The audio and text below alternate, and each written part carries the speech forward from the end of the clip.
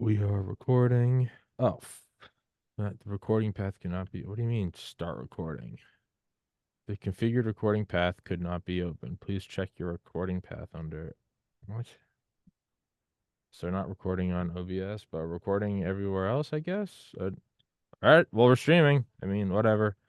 Another day in the life of this freaking whatever. Um, very strong start. Very strong start on Thursday, not Tuesday, January 30th, 2024. Wake up, Tommy, 11:40 a.m. Eastern time. This is the first show I've done in about 3 weeks now, being sick and other shit that I've been talking about on here. You guys know Mr. Slusher. He's been on here several times before. Please go into the description. Please go to his website. Please go follow him on Twitter, all the socials, all the good stuff. And as I explained to him, and as you guys know, whenever the good camera is not on, it's because it is so fucking cold that I don't feel like turning on the air conditioner, and thus I can only use the iMac camera. So that's why you see all the wires behind me, which at first glance does look like I'm in a cabin with Ted Kaczynski, but in fact, those are all just video game things. And I think the last time you're on here, I explained to you the the saga of, or the myth of Lee Slusher. Lee Slusher. You And did. You yeah, did. It was pretty and funny. there's no one game that it's like native to. It would come up, or someone in chat would be like, "Hey, when's Lee coming on next?" And it would just go like Slasher.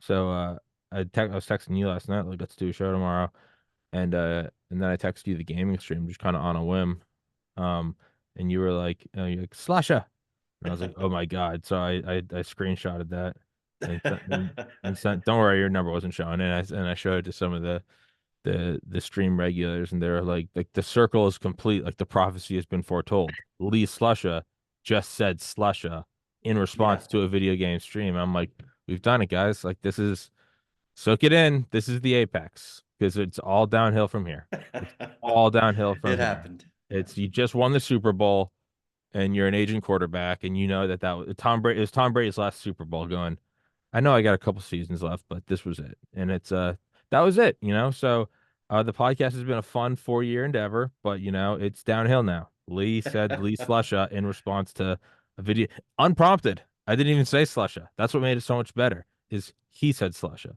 So as you guys can tell, much like a puppy, I'm very easily entertained. But the live link is now posted everywhere. So it was actually kind of unplugged.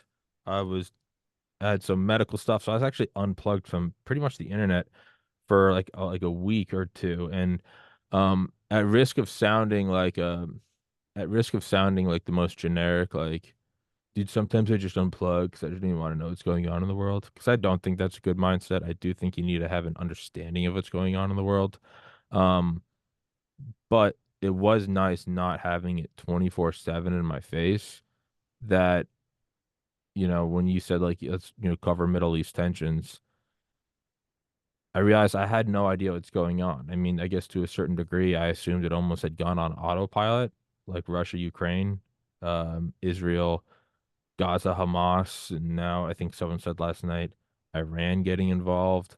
Um, what are your thoughts on this? And for everyone listening, because they look at me and they listen to me, and rightfully they go, "What the fuck does this guy know?"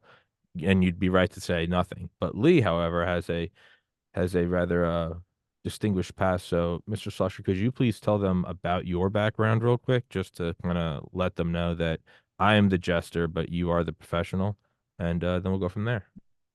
Sure. I started my career a little over 25 years ago in the U.S. Army. I was what's called a cryptologic linguist. So I studied Russian, Serbo-Croatian, and Farsi, and then cryptography as well, and worked in signals intelligence. Got out of the Army, spent about 10 years or so with the intelligence community. Some of that was operational. I did 5 deployments between Iraq and Afghanistan. Some of that was stateside, writing national intelligence assessments. I then was contracted with the Johns Hopkins University Applied Physics Lab doing national security analysis for about 7 years. Got to do lots of interesting things there. I went back and forth to Taiwan for a few years and was the head analytical architect of a plan to revamp their defense planning for the Army. I got to go with the U.S. Army assessment team to Ukraine after the whole Crimea seizure and annexation, and we assessed the Ukrainian Army for future security cooperation with the U.S., which kind of led us to where we are now in the current war. And for about the past 5 years or so, I've had my own consulting company, BT Consulting. And I also, a couple of years ago, started a Substack deep dive with Slusher.substack.com. So And you got don't to do a lot of different things. yeah, and so just kind of what's on my mind, and I always do this where in Goodwill Hunting, where the bar scene, where it's just the douchebag, like he's like, well, I believe that it was more of an agrarian economy, and then Matt Damon comes in, he's like, yeah, you're good copying this, and you pawn it off as your own to embarrass my friend. All the fucking, I don't mean to do that, but I always just bring up the most recent audiobook I'm listening to, not because of some A level of intellect or B level of trying to pawn it off as my own, but rather it's just the most recent thing in the rearview mirror. Sure. And I look at that. So right now I'm reading a book. It's actually a fantastic book, called Firepower by what's his name? Let's see. Firepower by Paul Lockhart. How Weapons Changed Warfare on Audible. Great book. Um, Kind of started out with like muskets and stuff, but it's moving on to battleships, and it's actually kind of interesting. It started taking a turn I wasn't quite sure that it was going to go, and it was now we're fully at almost World War One-ish, but the maturation of armies, Mm-hmm. how no long gone are the days of you know oh, the war drums are beating, every man grab your sword, and right, it's more of a, as they got to, I think that the line he goes is like, now that they have belt-fed machine guns, and now that they have like heavier, they have full plants just to develop the steel and the iron to build the things. It's no longer pick up the sword off the hearth, but rather it's mechanized war, and it goes into World War One, and just how it's the birth of the military industrial complex. So where I'm trying to get is, and this is the first show I've done in 3 weeks, so bear with me. I'm rushing everything, much like the sitting armies before World War One. I'm brushing off all the dust. I'm trying to pull the sword out, and it doesn't work that way. You got to keep the machines moving. How much of this is just a slow kind of collision of these mechanized forces in that they never really turn off? And it's the military industrial complex, but not in the traditional sense, when it's talked about with like the evil thing, but just if we could step back and objectively look at it, how much of this is just you use them or you lose them? And if it starts popping off in Russia and Ukraine, it starts popping off in Israel and Gaza, how much of this is just we maintain these things, we as in countries, we maintain these things for the purpose of war making? At a certain point, does the war making become inevitable? Because the very title of this episode is applicable to anything. Middle East Mm-hmm. tension. Sure. Enter the year. Are we writing it on parchment or are we doing it on a podcast? Middle East tension. What are your thoughts on that? Well, I think I didn't know you were going to mention that book, but it's an excellent segue to the current situation in the Middle East, because if the author were to write an additional chapter about what's going on right now, there'd be no better place than Russia and Ukraine and the Middle East to show this next evolution in warfare technology and weapons Mm, technology. Because what we're seeing is, uh, over the past 30 years or so, the US came out of the Cold War as the undisputed leader, not just politically and economically, but militarily as well.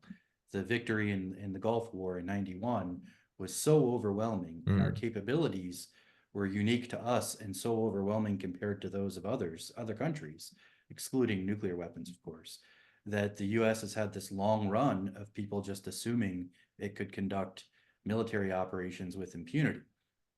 Well, what we're seeing now is that this next evolution in warfare is underway, and it's underway in various ways that a lot of adversaries, both nation states and non-nation state actors, are they're pursuing technologies that kind of go at our weaknesses, asymmetrical ways to contest our military dominance. So a couple of things have happened. We see advances in autonomous systems, of course, drones, precision strike. One of the US's main advantages all these decades was that we could strike things, with Tomahawk missiles and other weapon systems. Well, now we're seeing the proliferation or the democratization of all of these uh, key technologies like precision strike, like autonomous vehicles. We're seeing other countries develop much better electronic warfare capabilities that in some cases can contest our better weapons, some of our best weapons. We see them developing better air defense systems. So what does all of that mean? It means they can deny or at least contest area that the US would have been able to take quite easily in the past. So I think that book that you mentioned is a great way to enter the conversation because, like, take the Houthis, for example. I'm gonna text you the book right now. Sorry, keep Sure. talking. Yeah, I mean, the Houthis is, they're basically an insurgency in a kind of long-running civil war in Yemen. They spent years fighting the Saudis, getting the hell bombed out of them the whole time, and they're still there. And now they've contested shipping in the Red Sea, which means they're contesting shipping through the Suez Canal. Much of the global economy flows through that. And how are they able to do this? Well, they're doing it with, again, this poor man's Air Force. They have precision strike by air via drones and via missiles of the sort that used to only belong to rich countries and for a long time really only belonged to us. So this is that next chapter in the story that you're mentioning. So what does that mean in practical terms right now for what's going on in the Red Sea with the Houthis? Well, the U.S. has authorized military action. The UK has joined in. The other European nations say that they're going to, but the reality is we don't have an easy solution to stop them from hitting ships, even with all of our technology, because you have to think of the situation with the Houthis. It's similar to a counterinsurgency in one very important way, and that is the enemy doesn't have to win. He just has to not lose outright. He wins by not getting defeated totally.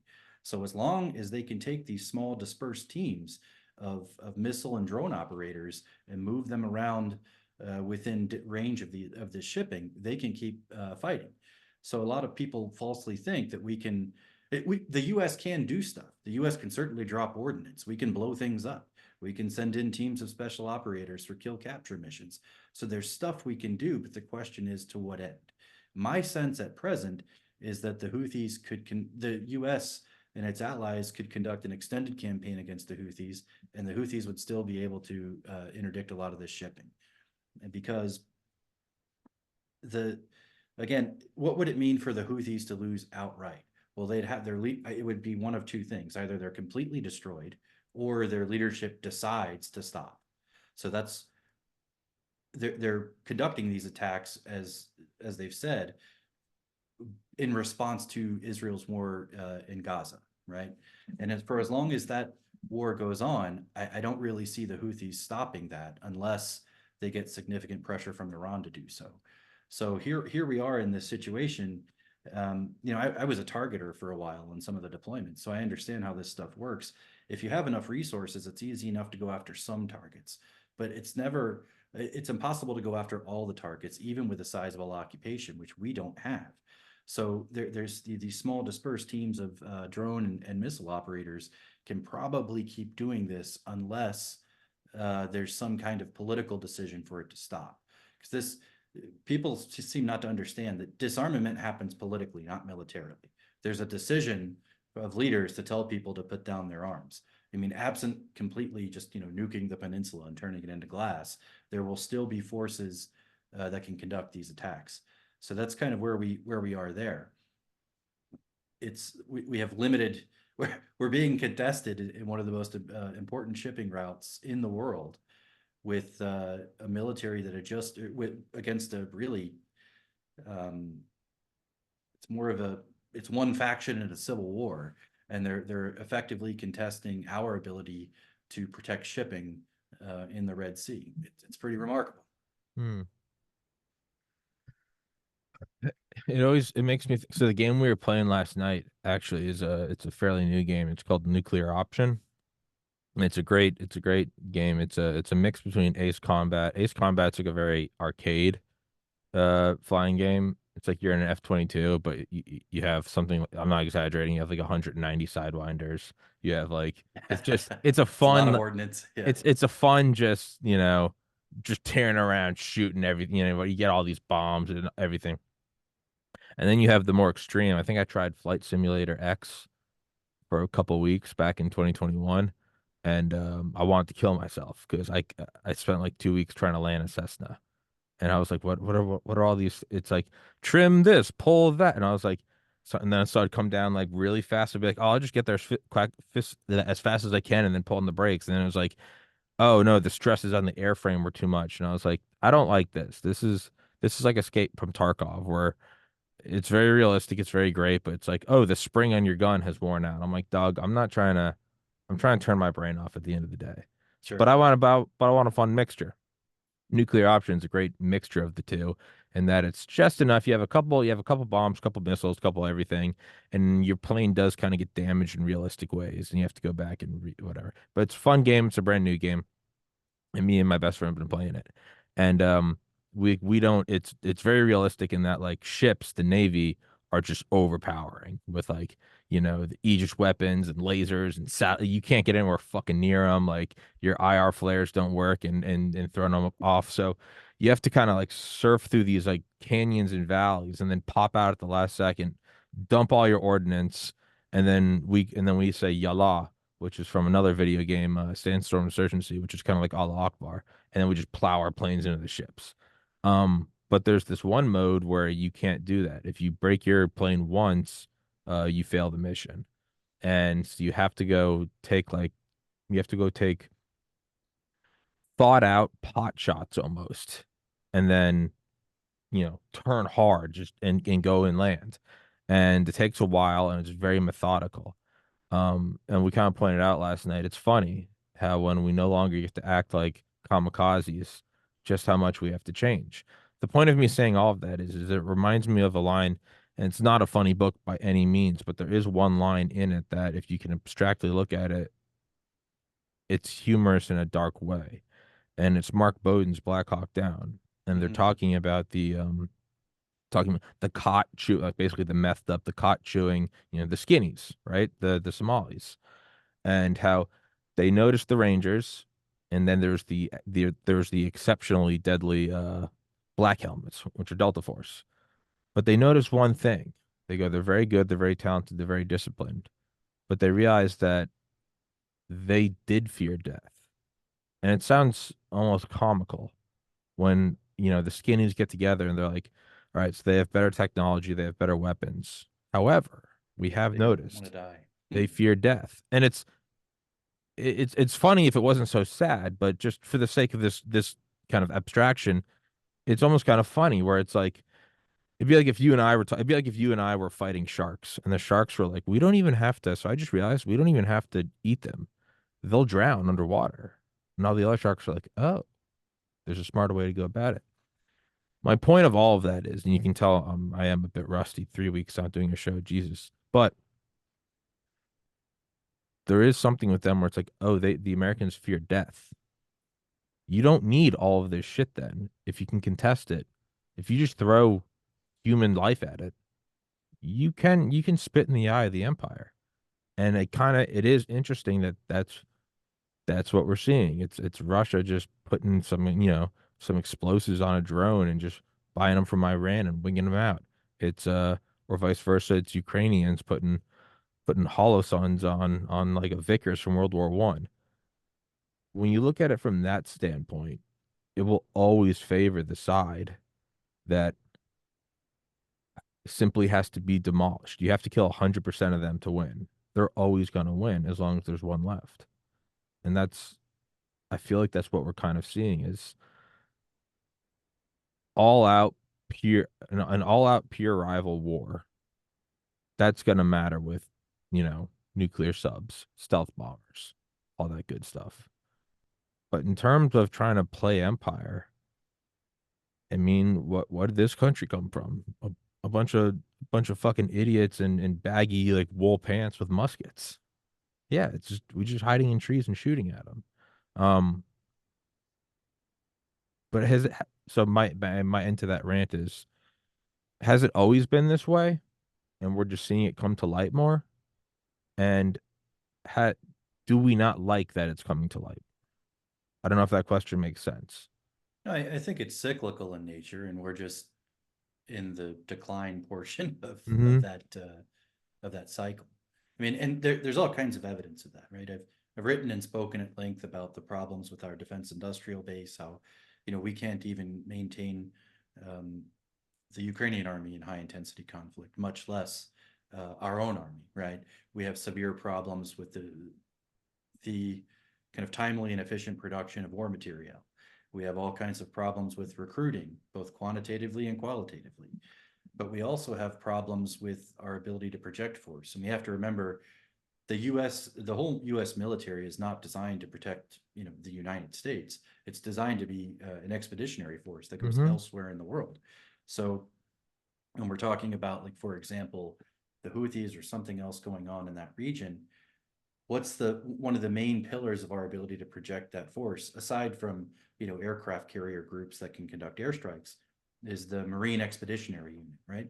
They're the soldiers of the sea. We put them on boats, and this is one of the primary means by which the US can respond to all kinds of emergencies, whether it's a kind of a civilian one like an earthquake, whether it's an effort to reinforce one of our allies in a show of force, or whether it's to respond to an actual military problem. So the USS Bataan is the current Marine. It has the current Marine Expeditionary Unit that's in the Middle East. So, if action had to be taken, if we had to evacuate American citizens out of one of those countries because it was collapsing, if we had to take ground action, or if we needed a QRF for, say, a special operations force that went on a kill capture mission in Yemen, it would come out of that Marine Expeditionary Unit. Well, several days ago, one of the Marines' top generals was quoted publicly saying all kinds of things about the Navy not being able to deploy they're called MEUs, Marine Expeditionary. So the Navy is incapable of deploying MEUs um, in the way in which it was envisioned. So there are many months of gaps between. So, and this situation has been going on for at least a couple of years. And it's the result of a lot of things, of the defense industrial production that I talked about, of prioritizing missions over 20 years of war, prioritizing those missions over maintenance that got deferred, maintenance that simply didn't happen in the first place.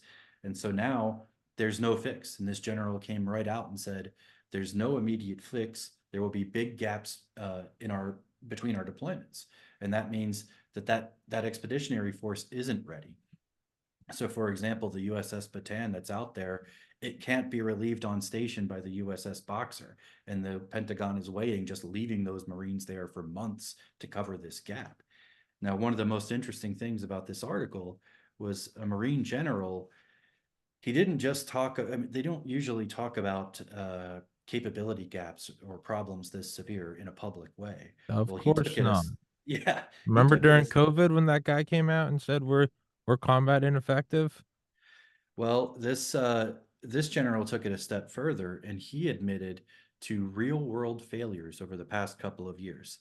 So, for example, the Marines were not, and the Navy was not able to send a MEU out when Russia was building up its forces on the along Ukraine. Now, that wouldn't have deterred Russia, but it was meant to happen to reinforce allies.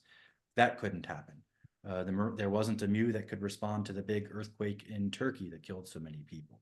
And I don't know if you recall, last summer there's a civil war in Sudan, and the U.S. was unable to conduct what's called a NEO, a non-combatant evacuation operation, to get our citizens out of Sudan. We had to rely on allies to get our citizens out. Now, a NEO is one of the main just bread and butter missions of a Marine Expeditionary Unit. So this is a fundamental failure of one of the handful of things that these guys are designed to do. Like, one of the points of pride of kind of being an American, at least for me and for many others I've spoken to, is that if you get in trouble, you're in a country that collapses, Marines will come get you home. And this guy publicly admitted that the Marine Corps couldn't do that because the Navy couldn't get them there. And so he's admitting failure on just one of their core mission sets. So this is the kind of thing that we're seeing again and again throughout our military. We have a lot of this aging equipment. Much of it got overused, since 9/11. Not just was maintenance deferred, but now, of course, we have major recruiting problems.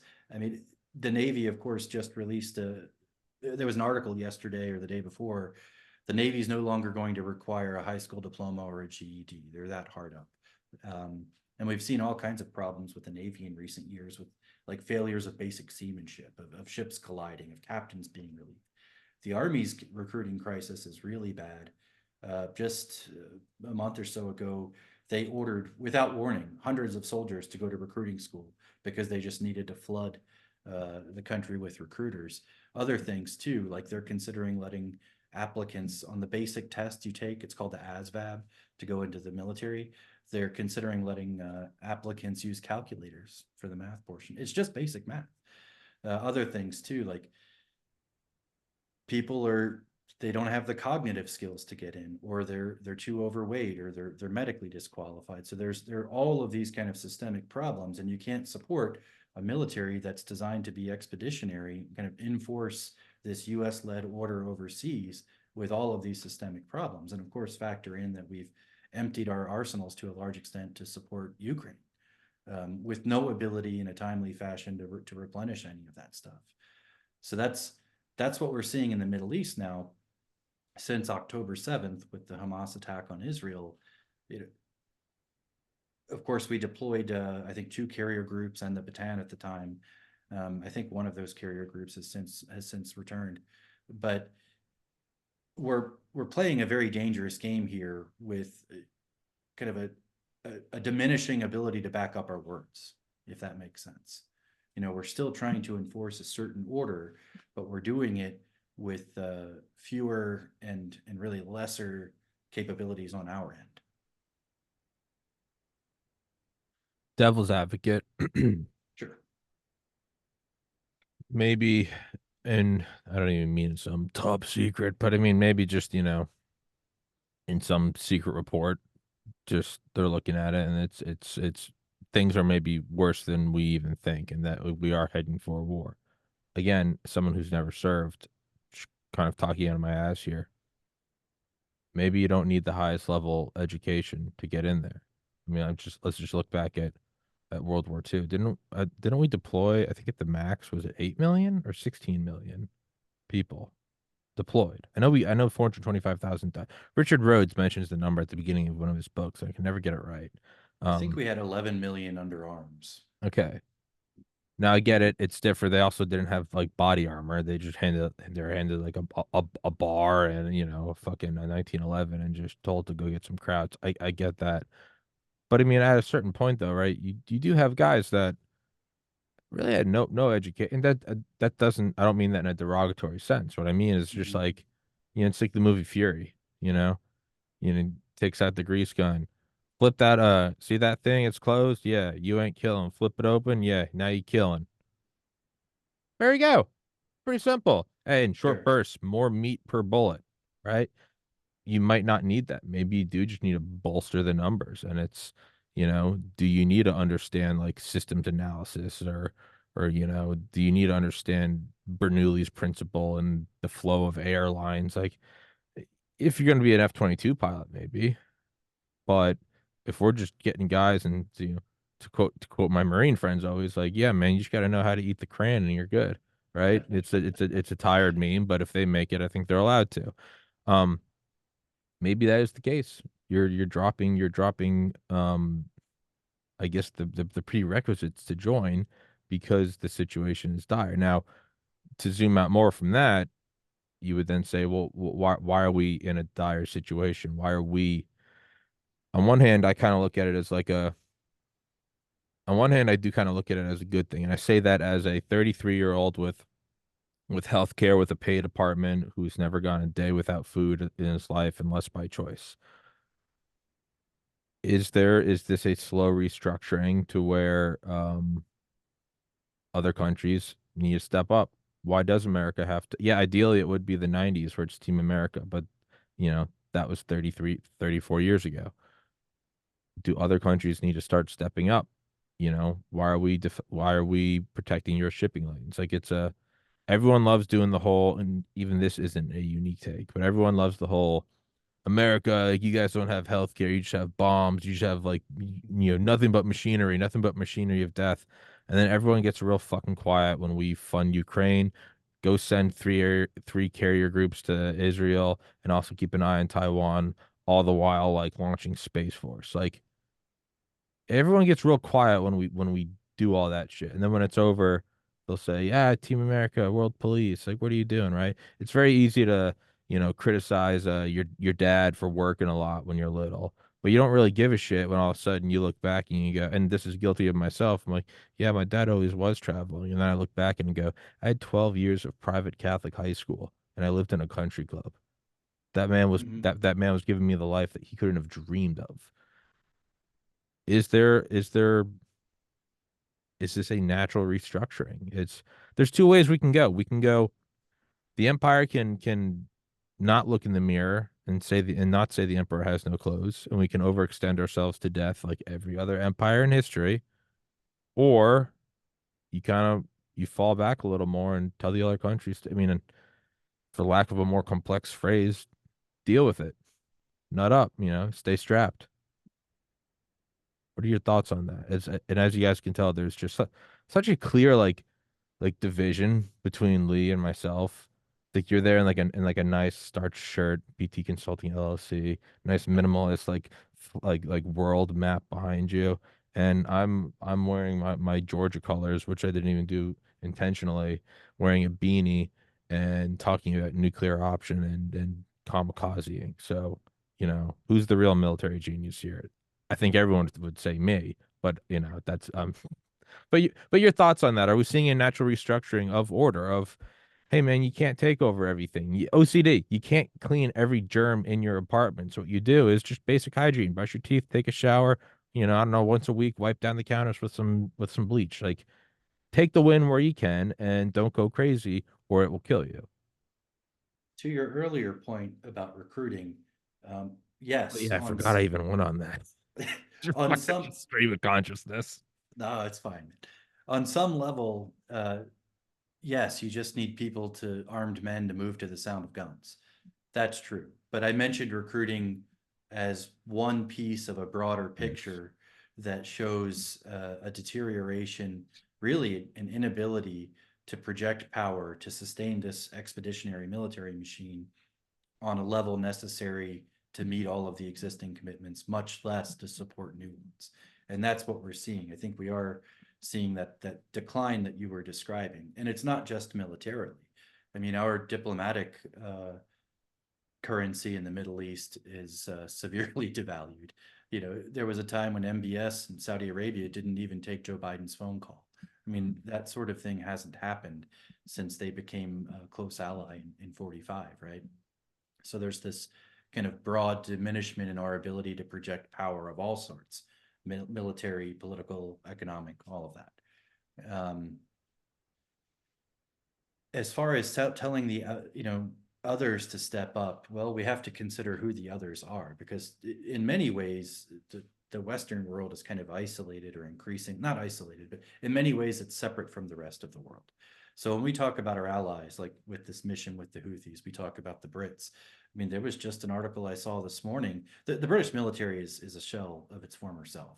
Just like most European militaries, it's essentially a token force that couldn't support itself for any extended combat.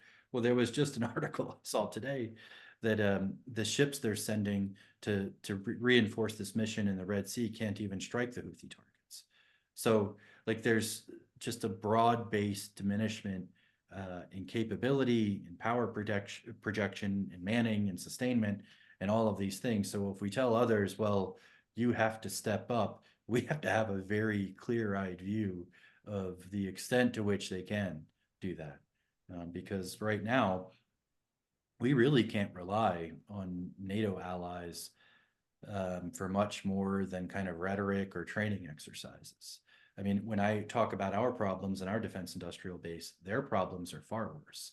They've spent, if we look at the history of NATO, for instance, the US was always meant to be the heavy lifter. The large standing European armies of the Cold War were meant to hold on long enough for the US to reinforce Europe, but the US was always the heavy lifter. And since the end of the Cold War, that reality, that reliance has exploded to a really cartoonish level. Like all of these militaries in Europe where they're just used to being able to press the easy button, which has a the stars and stripes on it. They don't really have their own forces that could conduct the kind of warfare that would be necessary for much more than like a peacekeeping mission. I mean, even in Afghanistan, where a lot of these militaries served for a long time, they still relied extensively on us for like logistics, sustainment, intelligence, for a lot of air power, not just attack, but transport as well. So we're just, it's really a question of who else is going to step up. Now, I don't think my firm view over the past several years, particularly with the Biden administration, is they don't seem willing to accept that they don't hold the hand, they don't hold the cards that the US once did, but they don't seem to be trimming down their foreign and military policy objectives, or and certainly not toning down the associated rhetoric. So now it's we say that our allies should do more, but we have to be really sober about what they can do, which isn't all that much. And then we have to, there really should be this reordering of us being able to kind of back up our words with action. But instead, the gulf between the two is simply widening. And I guess that's, we could probably find many historical parallels of that same thing happening with the decline of either empire or some major power. But it's so obvious and just at times so audacious that no one kind of pumps the brakes and says, "Hey, can we really back this up?" And I mean, I'm sure there are some people behind the scenes doing this, but broadly speaking, that's not reflected in our foreign policy. So it's so glaring that sometimes I understand why people think this is all a simulation. Like, what sane person would make these decisions? That we keep committing ourselves to all of these crazy scenarios and not engaging in any real diplomatic efforts that could resolve a lot of the problems. I mean, it's just foot on the gas on every issue. So Have nuclear weapons saved the world and limited empire? In that we cannot have total war anymore. I think we can. No, no, no. We can, and it's the end. When I mean total war, I mean we. It's not like we had the nukes in 1942 and we're just holding on to them. Like, I really don't want to use these. I mean, right? We detonated at 5:45 a.m. on July 16th, 1945. That evening, a lot of people don't know this. That evening, we began shipping the pieces over to Tinian Island. It worked. It was like it worked. It worked. Fuck it. Let's go. It's we're cleared hot. Like, that's total war. I don't think we can have total war anymore. Total war would be I think right you're right. now launch all of our ICBMs. That would be total war could occur 12:18 p.m. right now. Total war could occur by 12:48 p.m. 30 minutes to target. We can't have that. So it's kind of like a game of Monopoly. The last 10,000 years of mankind has been everyone's buying up every property. And now we're at that weird stalemate spot where you're just trying to slowly consume everything else and drive the enemy into bankruptcy. And it's just kind of this. And people might want to be like, where's the old fashioned? You just go in and buy it up. And it's like they've all been bought up, like the basic things now. Boardwalk or Park Place or the railroads. Those are all this, we're at this like static set thing where it's almost there's a more it's increasing the speed, increasing a mass until you get to the speed of light, right? It requires exponentially more energy for exponentially decreasing increases in speed. You need more and more and more and more and more. It's like we're at this point where the most logical, not even in some peace and love, man, but it might be the most logical thing is just you have you have your country. Your country is your fortress. You can't afford to go past that. I mean, what did we do in Vietnam? What did we do in Afghanistan? What did we do in Iraq? What did we do in Korea? What did we really accomplish? Nothing. Slaughter.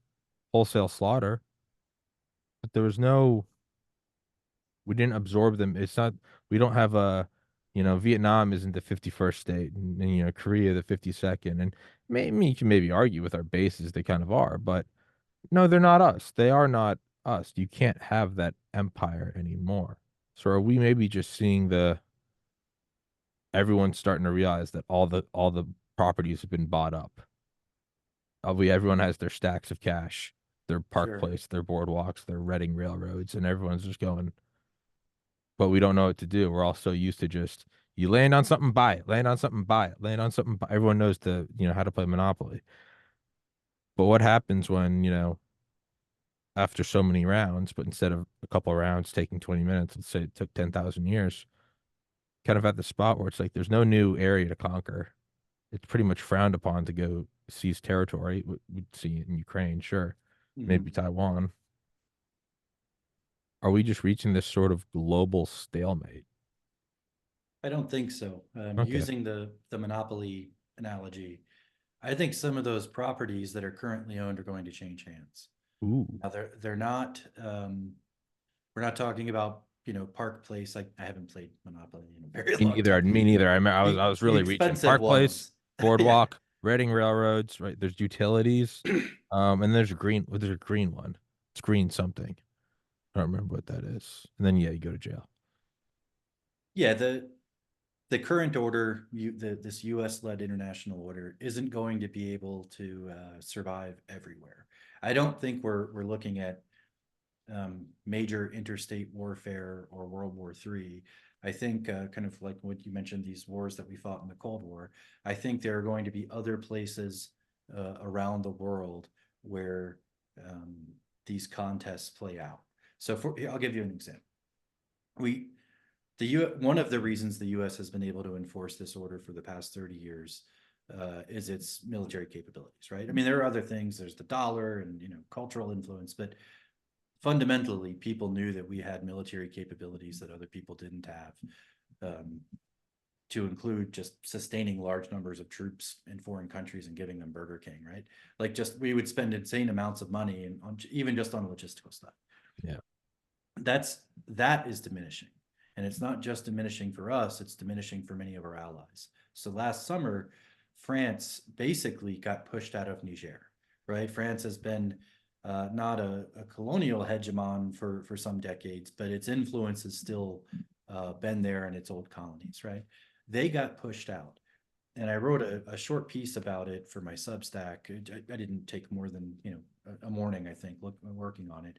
But I wanted to point out that one thing I had remembered from around the middle of the last decade, France was conducting all these counterterrorism terrorist operations in Mali, so down in the Sahel region of Africa. We had to basically give them a ride. Like they didn't. The French military went there and conducted a lot of the raids and such, but they had to rely on the U.S. Air Force for transport and for all kinds of other things. So over between, and that was like 2013, 14, 15, around that time frame. There were multiple operations in which they had to rely on us. Fast forward to this summer in Mali, when everyone was going, oh, the French military could just go in there and clean the clocks of these locals who took power of the country via a coup. And I wanted to point out the French don't have those capabilities. They didn't have them, 10 years ago, and they showed it when they needed our ability to conduct, they needed our support to conduct operations in their former colonies. And they didn't invest in anything in the intervening years. So like the fact that they got pushed out was in large part because they couldn't back up their words. They didn't have the ability unless they were going to war with us, unless that is to say, unless we were going to do it for them to a large extent, they didn't have the capability.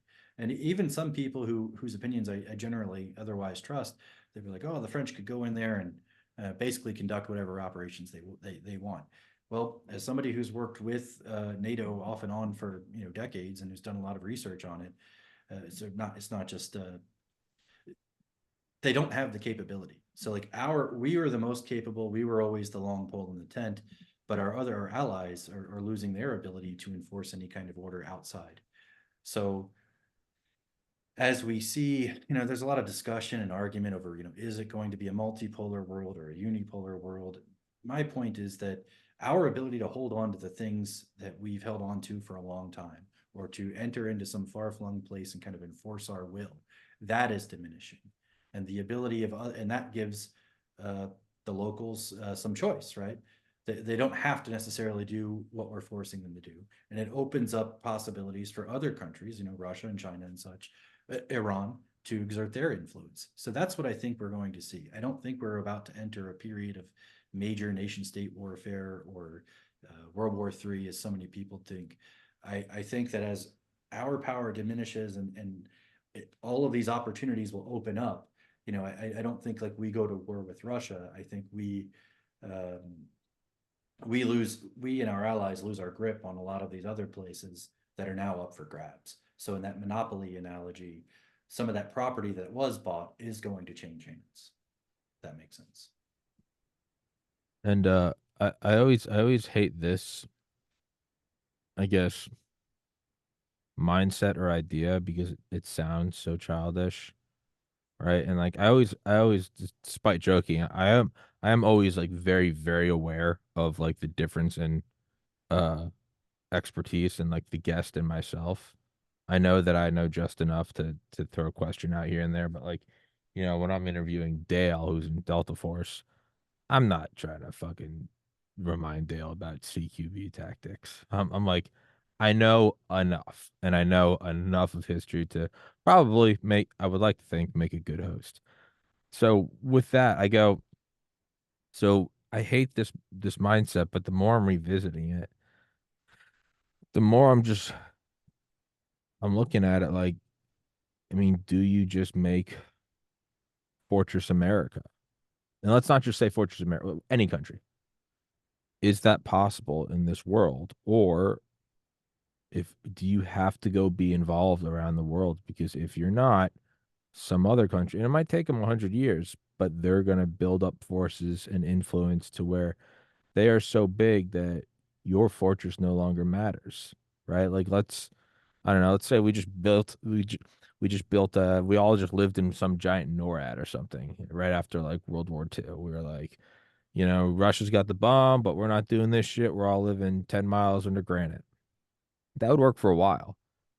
The rest of the world would just keep going on, and Russia would, in this hypothetical universe, would take over all of Europe and Asia and become this empire, and then the money and resources towards R&D would get bigger and bigger, that over decades they would eventually make some bunker buster that could go through 10 miles of granite, and we would no longer be safe. Like, you can't just look at it and go, yeah, no, no, I'm not dealing with that.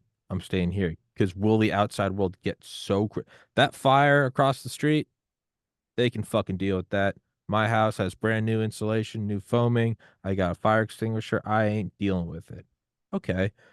But 3 days later, it's burned down the rest of the neighborhood and there's a forest fire now. And then it's taking on scaled or scale independent fractal nature. You start getting like the winds that come with crazy fires. And all of a sudden it's like, yeah, man, your little sprinkler system doesn't matter anymore. Like, it's melting the metal on your car and your driveway. You can know, and it's too late now. Is there any logic in saying like we're done with all that Fortress America? Why expend it? Why you probably wouldn't have problems recruiting if it was just like some giant wall in the south, some giant wall in the north, and just, naval on either side, and that would be it. Or is that not possible?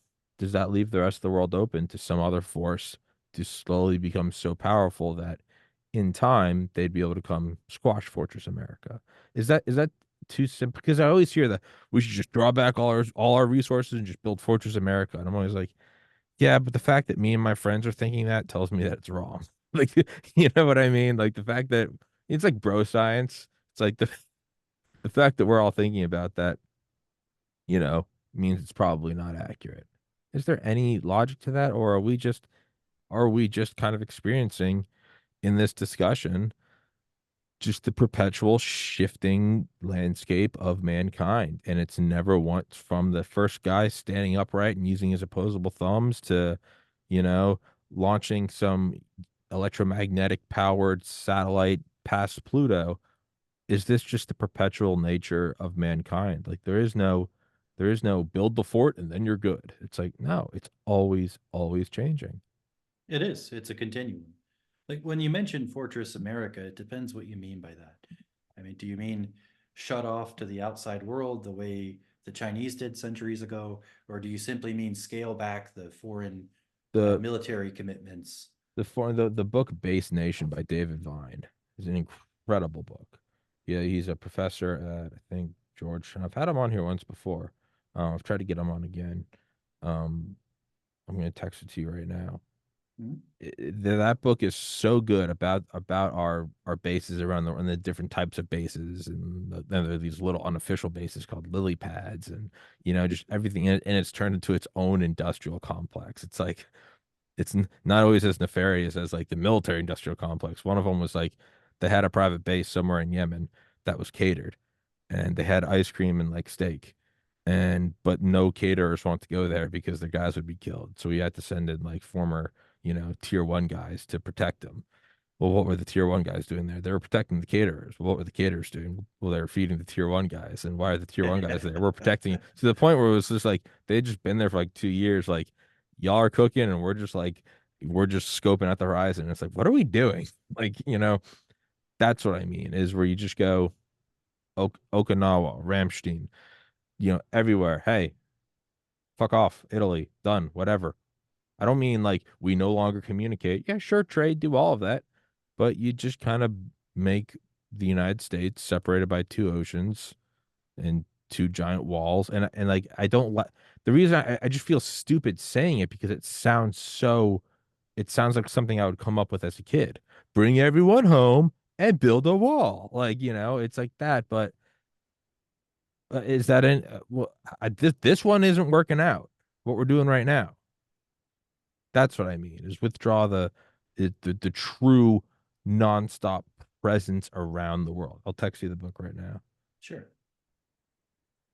I mean, the consequences of doing that, of kind of following a Rand Paul approach to foreign military interventions, it really varies by the situation, right? Many of these bases could be closed and the troops redeployed home without any consequences for our standing in the world. We have so many in so many places, right? One of the long-standing arguments for having, Pax Americana is that the U.S. Navy keeps the shipping lanes open, right? We enforce the UN Convention on the Law of the Seas. Well, we're not really doing that at the moment with the Houthis. I mean, so much traffic has been diverted around the Cape that the Suez Canal has seen a huge drop in throughput. Whether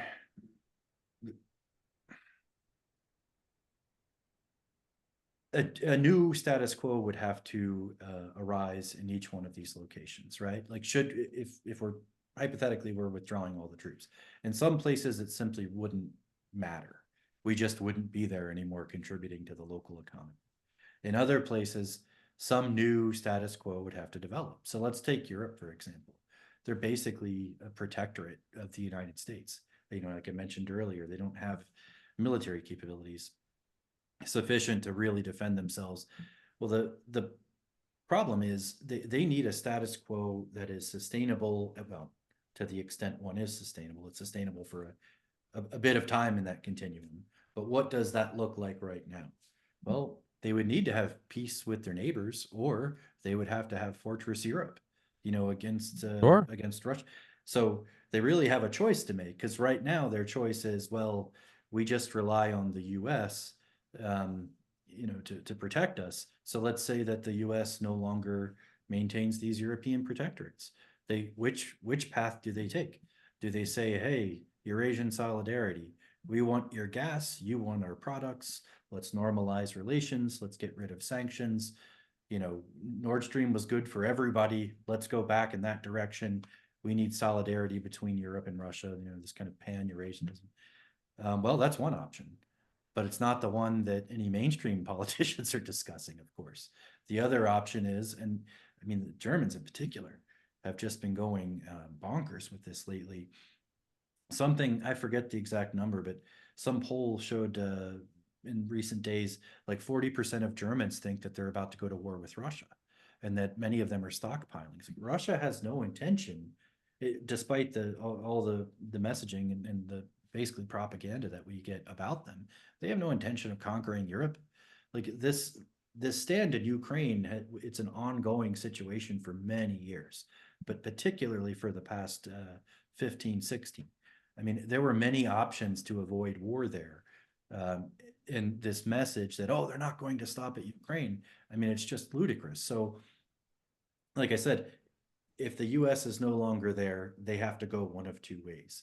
Either they kind of do their best to rebuild industry, including military industry, and to grow their forces, well, or they kind of decide to reconcile and go the path of kind of peace and diplomacy and mutual trade.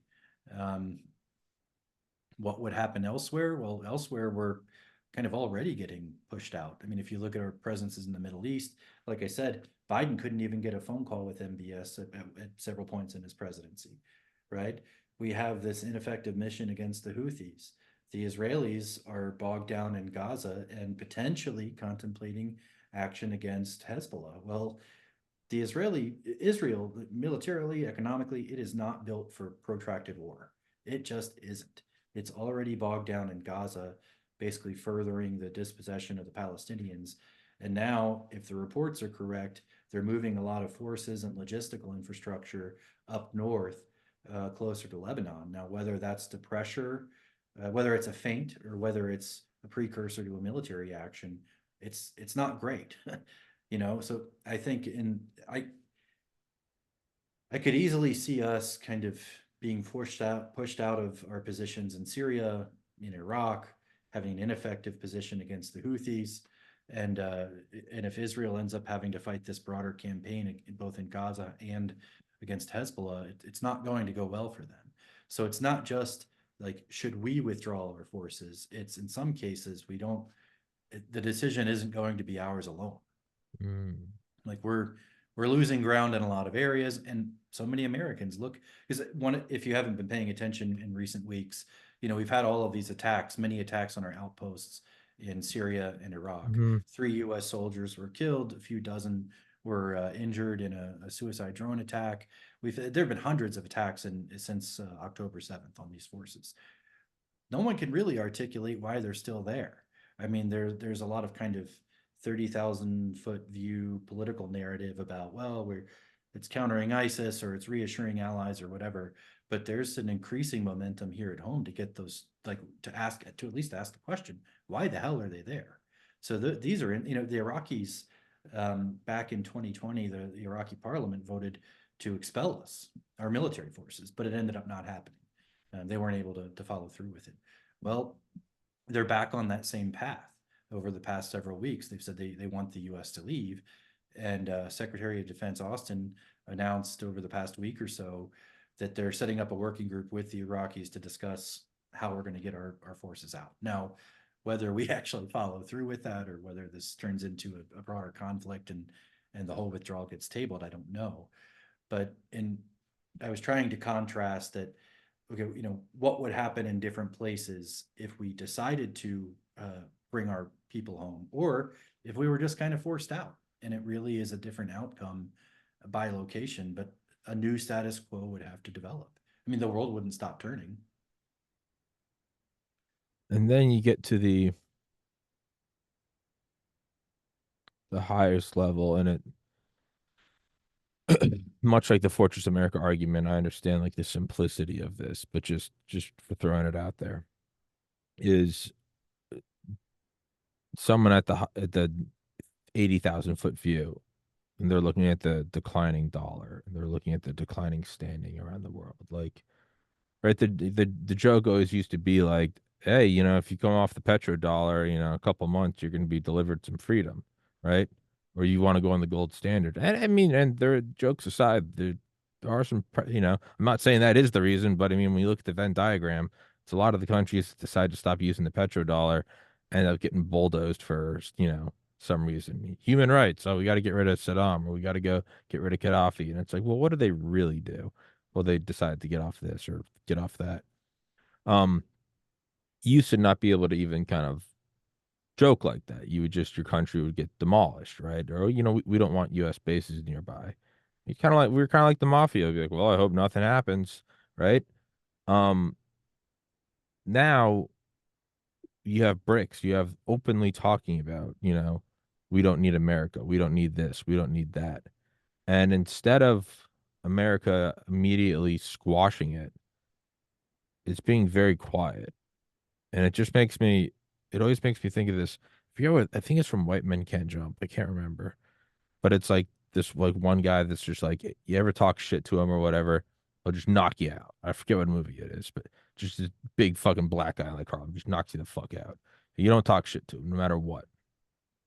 And then one day there's like five or six guys, and they're all talking shit to him. And he's not saying anything, and they're all like, kind of like, oh, the old line, the king is like the king of the jungle. He's getting weaker. He's getting weaker. He's getting real quiet, and he just looks at everyone and just walks away.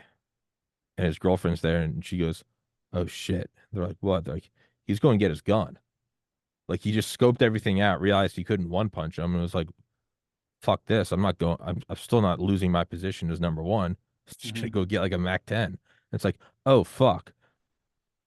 Part of me is like talking about bricks and decoupling from America and the American hegemon waning, and it's like it gets real quiet, and then war breaks out in Ukraine, and then war breaks out between Israel and Gaza, and then it's trying to get a move on Taiwan. It kind of seems like we quietly like looked at the table and left, and then all of a sudden like things started going off all around the world. And I don't condone this. I don't say this with like pride, like that's America. No, I'm just objectively, it got kind of quiet, and now things are kind of going haywire to a point where you need America. You need our weapons. You stop complaining about it when you need three carrier strike groups. You stop complaining about it when Russia starts bulldozing Ukraine and we have to supply 90% of the armament. It's it kind of seems like we're flipping everything, or at the very least, we're pulling the curtains down with us. And it's bad. And I don't say this again, I have to emphasize this. I don't say this with like, oh yeah, that's America, baby. Like, no, it's not admirable. But objectively, it seems to be what's happening to where we're declining, the power of the dollar is declining, and now everything's heating up for a war. And who does best in a war? Traditionally, us, or we at least benefit from the world being at war. Is this just our death throes and we're just going down, we're pulling. If you guys are kicking me out of the party, fuck you. I'm smashing bottles on the way out. This house sucks. Like, you fucking break a vase and, I don't know, punch someone and leave. Are we doing that? No, Okay.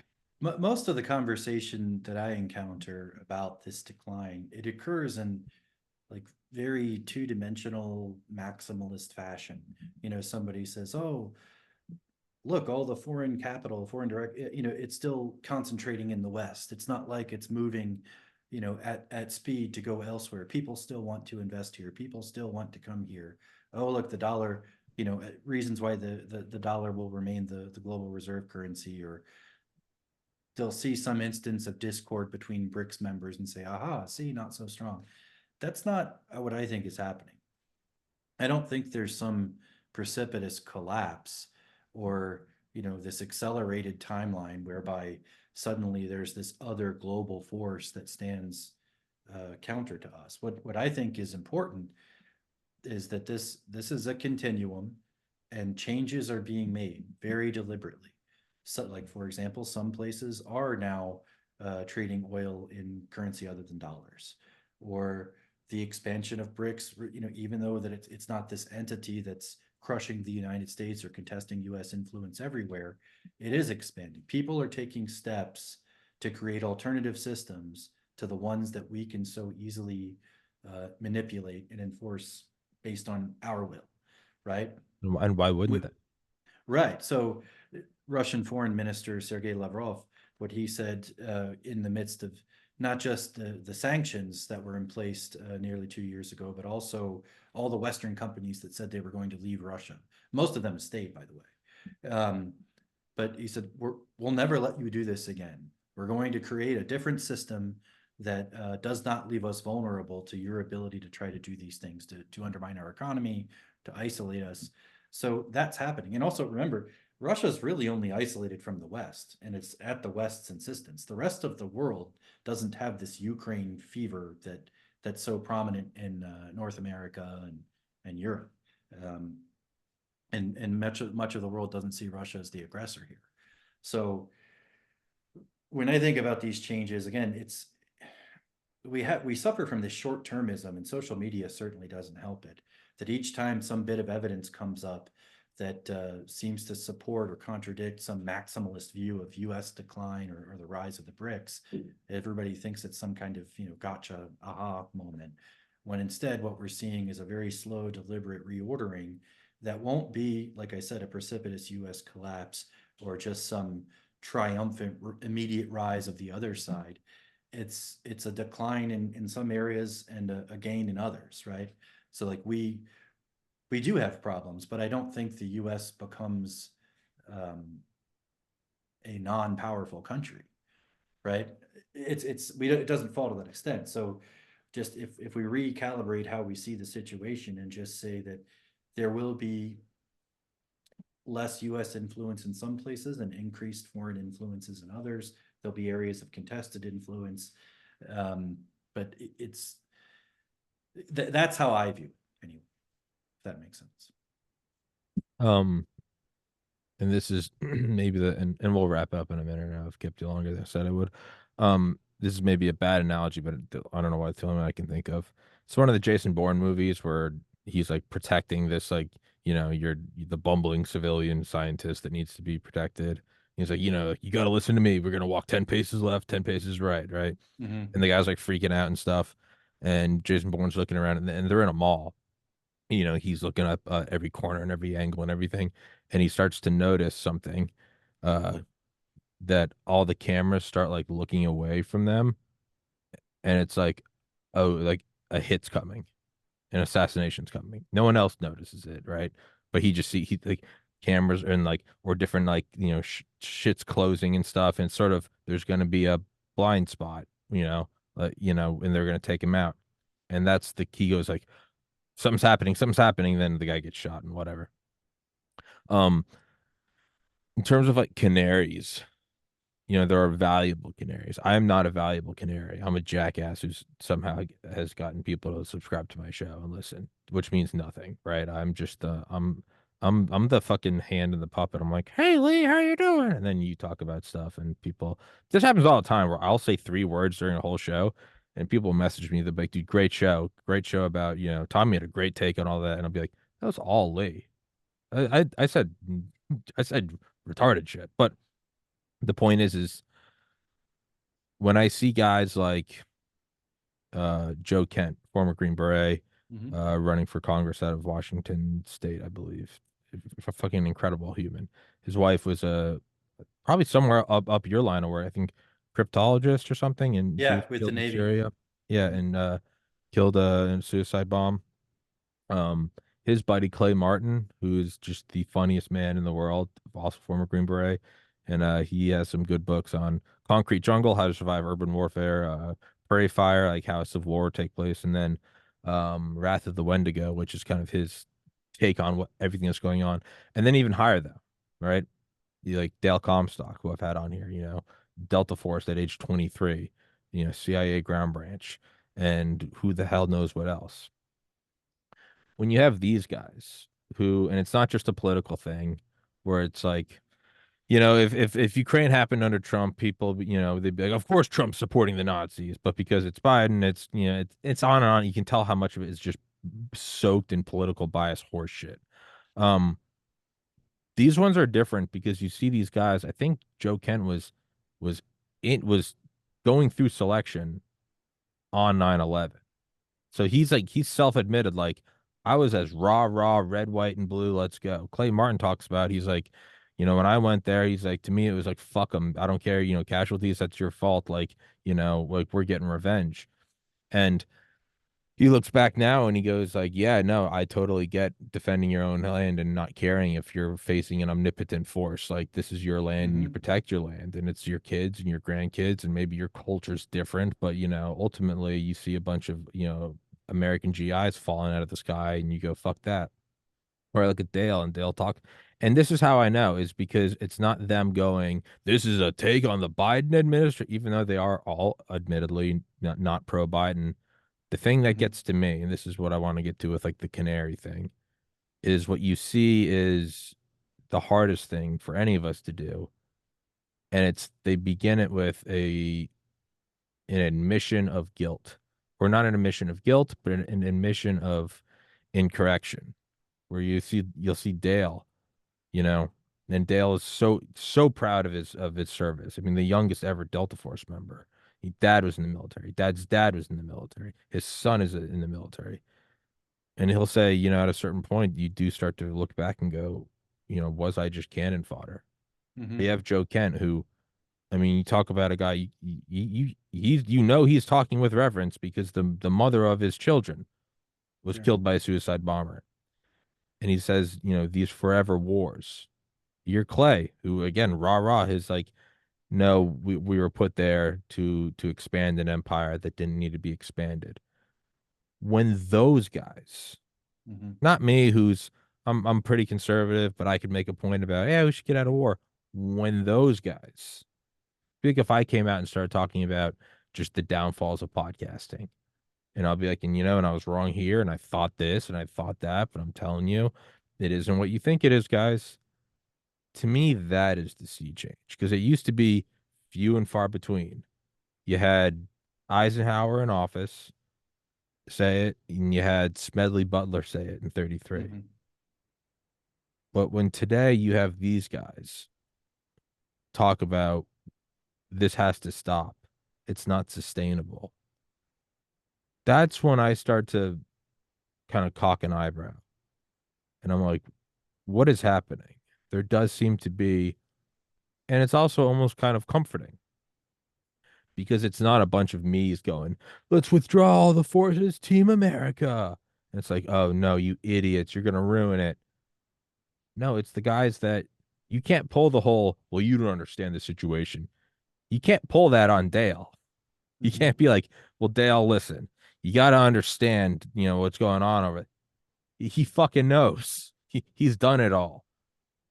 When those guys start talking about the importance on using our own resources, on, you know, creating a better future for our children, better schools, you know, less bombing around the world. To me, that is very, very telling. Is it good? Is it bad? Is it right? Is it wrong? I don't know. But that's something that you can't ignore. When they step in and give you that piece of advice, Hmm. that's Kobe Bryant tells you how to fucking switch up your jumper. It doesn't matter if anyone else is laughing at you. If puts his hand on your shoulder and goes, you got to plant your feet, wait till you're at your max height, and remember, just barely push off. Forget everyone else. Kobe Bryant just told you what you do. Sure. That's kind of how I'm looking at this. Is like these guys, not generals, not. I mean, the guys on the ground. They're looking at it, going, it has to stop.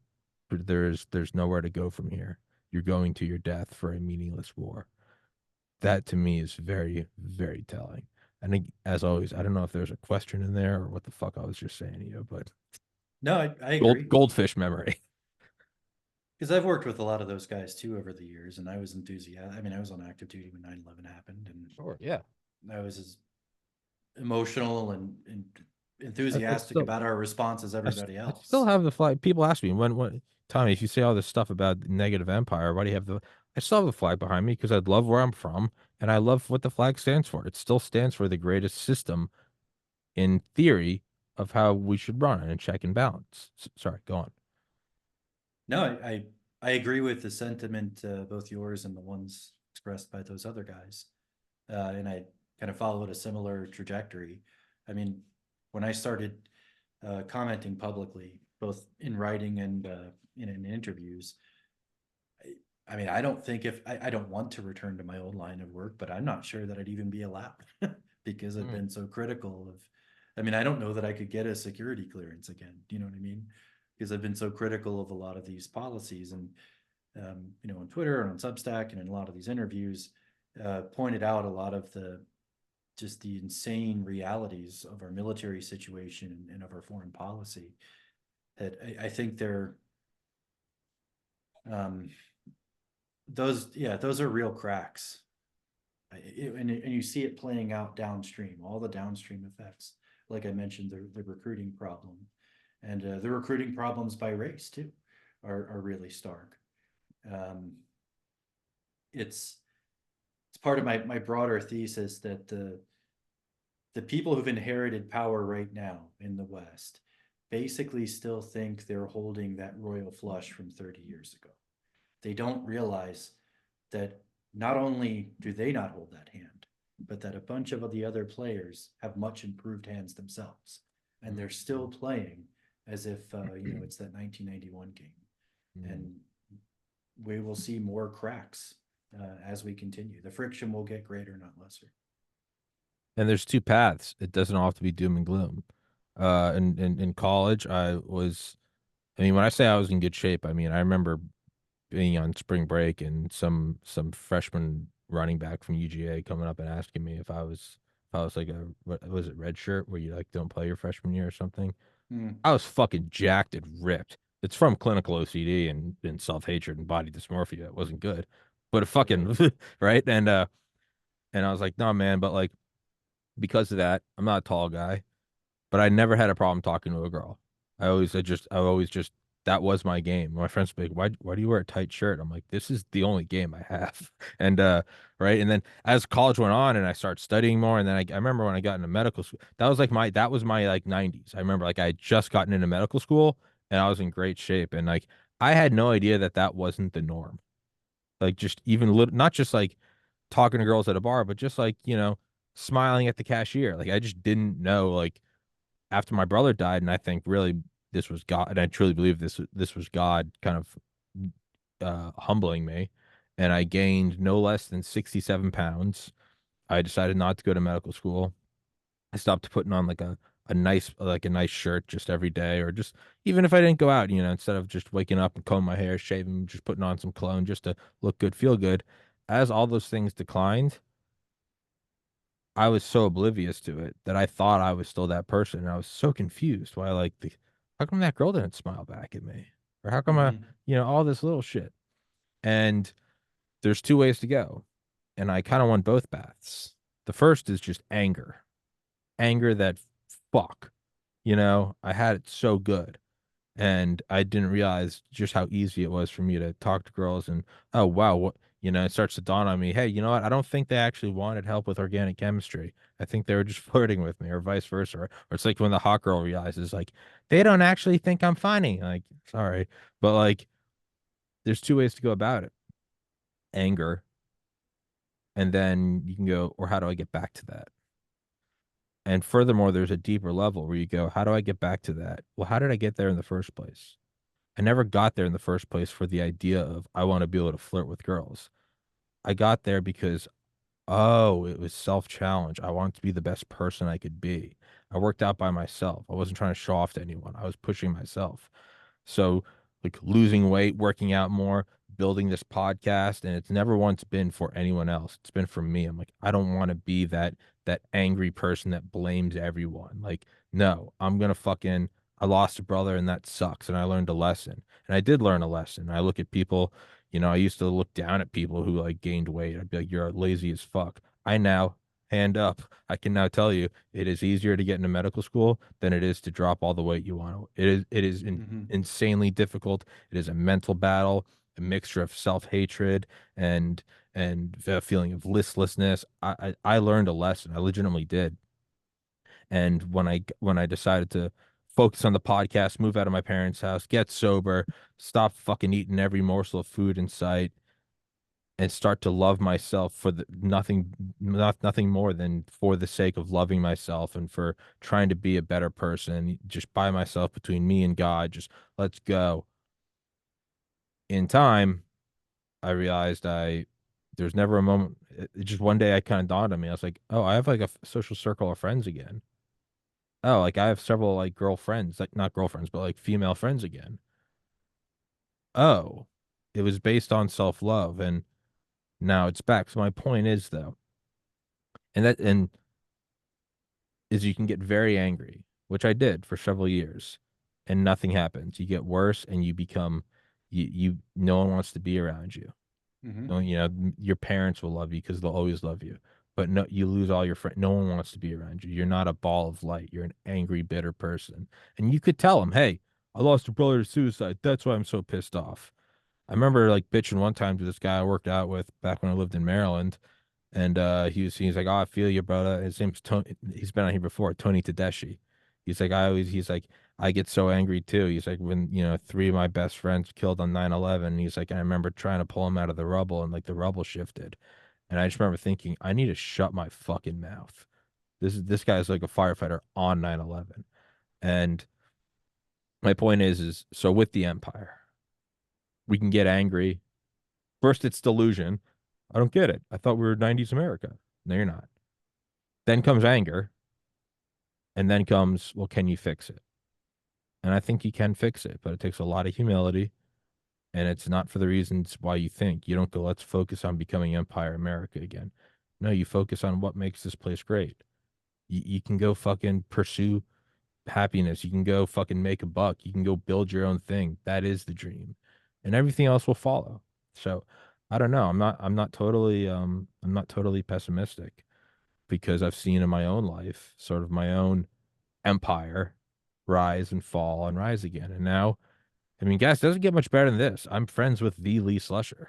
Like, take a look at it. This Well, is thanks it. for the flattery. Yeah. Yo, I've kept you 30 minutes longer than I said I would because I'm a piece of shit. And I just went on this whole heartfelt thing about self-love. And now I'm like, stupid Tommy, stupid Tommy. But yeah, man, I kept you longer than I said I would, so I'll let you go. But dude, thank you so much. And I think I've asked you this before, and if you've answered it, I'm an idiot and I apologize. You don't have a podcast, do you? You just do Substack and like Twitter and writing and shit. Yeah, I don't have one. I might make some, but I haven't yet. I really think you should. Okay, thank you. Just personal. And I've no reason to say that. It's not like I'm sucking up to you. If I didn't think it, I wouldn't say it. I wouldn't. It's not like it's like telling someone who's like 4'8", like you should go for the NBA. Like no, that's fucked up. That's not what I'm saying. I think you should, man. I think a lot of people would like it. Then they would love to listen to you without me chiming in about whatever the fuck I'm talking about. Um, yeah, I don't know. So I figure that's it. We'll wrap it up. Well, thanks for having me again, Tommy.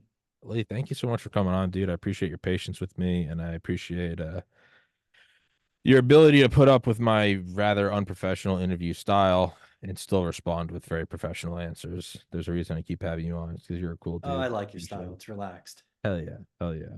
Yeah, if it wasn't that, then I mean, goddamn, I can. You should be more serious, Tavi. You should wear a shirt, a buttoned up shirt, and have questions ready to go. Yeah, I'll write that down right after I jump out of this fucking fifth floor window. No. All right, Lee. Thank you so much, brother. Till next time, Thank you. man. God bless everybody. Stay safe out there. Where the fuck is the mouse? And